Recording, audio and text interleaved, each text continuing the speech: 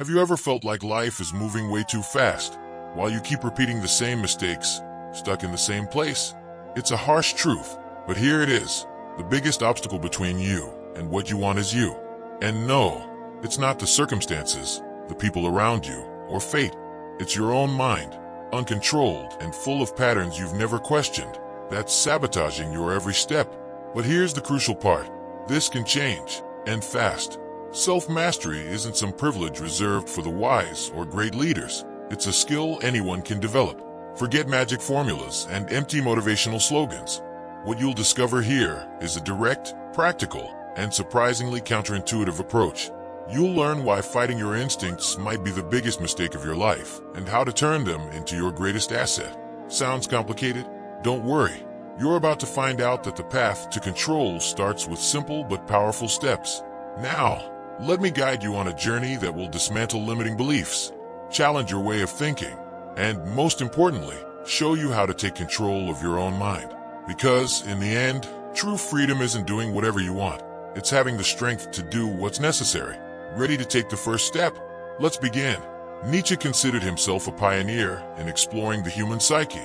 He saw consciousness as a vast, untapped field that traditional philosophy insisted on oversimplifying. While other thinkers focused their gaze on abstract concepts, Nietzsche turned inward to the chaos of the human spirit. Imagine a modern conversation where someone says, "I think only Freud really explained this well." But what if Nietzsche had already been mapping out this complexity long before? He was among the first to suggest that the self was a richer, deeper, and perhaps more unsettling construct than we'd ever imagined. The philosopher believed that psychology shouldn't be just an academic field, but an invitation for everyone. He saw the human psyche as a colorful mosaic, full of pieces that could form completely different images, depending on how they were arranged. This unique perspective allowed him to identify the nuances between the rational and the instinctual, putting him ahead of his time. A good analogy would be thinking of the psyche as a symphony, a blend of harmonious and dissonant notes. Nietzsche, in this sense, was the conductor who taught us to listen beyond the obvious melody. More than studying the mind, Nietzsche challenged individuals to confront their own. For him, philosophizing was about stripping oneself bare before a mirror. Does that sound frightening? Maybe, but it's also liberating. Want to try this practically? Grab a notebook and write down what you really think about yourself. No filters. Ask yourself, what are my contradictions? Nietzsche believed that within these inner conflicts lay the strength to transcend. By accepting consciousness as a fertile, chaotic terrain, he was already paving the way for a transformative idea that leads us to the next point. Nietzsche viewed psychology as something practical, alive, and essential to existence. He believed that thinking deeply about one's own consciousness was both an act of courage and revitalization. Becoming who you are wasn't just a catchy phrase. It was a call to action, an invitation to dive deep into your personal philosophy. Imagine it like cleaning your house. Not only do you organize the space, but you also find lost treasures. He provoked us to see the psyche as a tool for fully living, not as an inescapable maze. For Nietzsche, philosophy wasn't an art for the elite, but a daily practice for everyone. He challenged anyone to abandon the notion that thinking is a waste of time. Want a simple example? Start with basic questions at the end of each day. What did I learn today? What motivated or demotivated me? These reflections are like small internal revolutions, capable of adjusting the direction of your ship. To him, psychology was both the map and the rudder.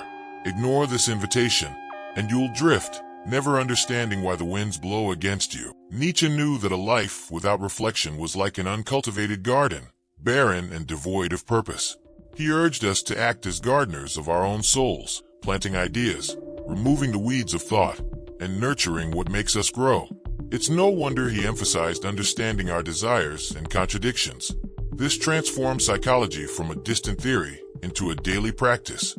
And it's here that his critique of traditional thought becomes so essential.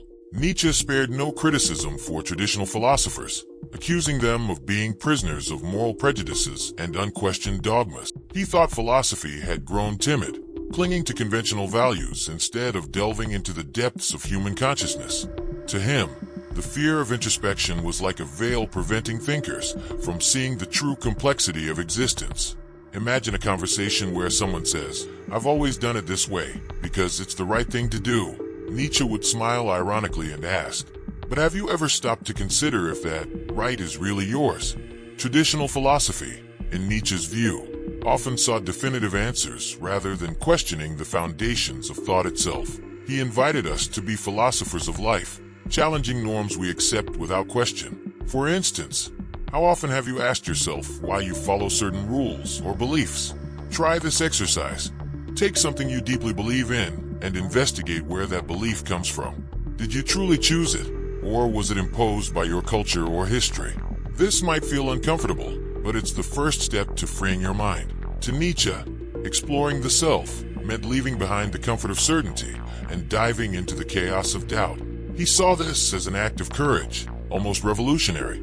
After all, it's easy to follow a well-trodden path. Creating your own is the real challenge. This boldness to question prepares us to understand the psyche in its deepest layers. By accepting this challenge, we uncover a new world within ourselves, full of possibilities and chaos, waiting to be harmonized. Nietzsche described the psyche as a multifaceted entity, almost like an onion, with layers upon layers, hiding a profoundly chaotic essence.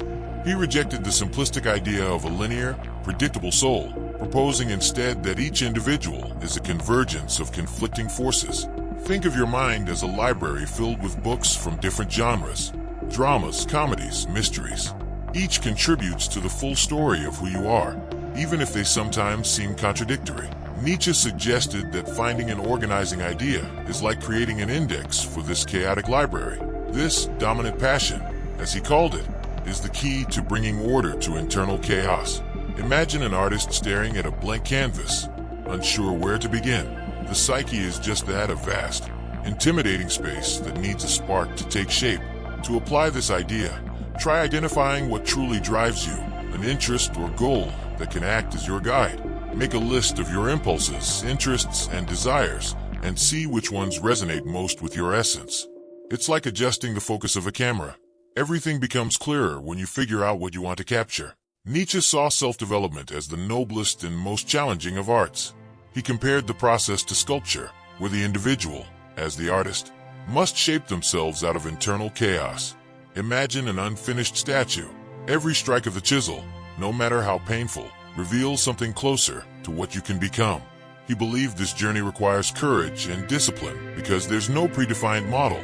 You are both the raw material and the sculptor. Self-creation, Nietzsche said, begins with choosing a higher goal, a purpose that gives meaning to the chaos. To put this into practice, ask yourself, what legacy do I want to leave? It can be grand or simple, but it must be authentic. For example, if you want to be known for your creativity, start today. Write, draw, or create something that reflects your passion. The secret lies in embracing the process, even on tough days, because it's through consistent effort that real transformation happens. Nietzsche's philosophy reminds us that the choice is ours. Will you let chaos control you, or will you transform it into something extraordinary? Ready to begin? Take control of your journey now.